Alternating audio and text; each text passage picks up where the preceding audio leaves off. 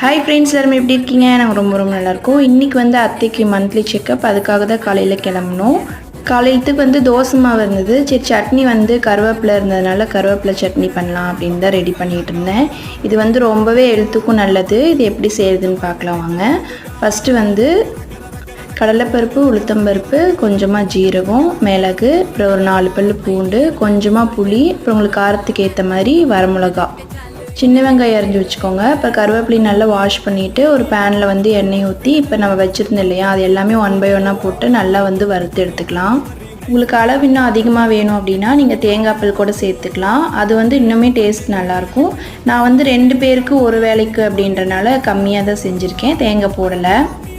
சூடு ஆறுனதுக்கப்புறமா மிக்சியில் அரைச்சிட்டு தாளித்து கொட்டிட்டோம் அப்படின்னா சூப்பராக வந்து ரெடி ஆயிடுச்சு. அவருக்கு வந்து தோசை ஊற்றி கொடுத்துட்டு நான் வந்து பனியாரம் ஊற்றிக்கிட்டேன். செக்கப்லாம் முடிச்சுட்டு அப்புறம் நைட்டு தான் வந்து கிளம்புனோம். நல்ல மழை கூட.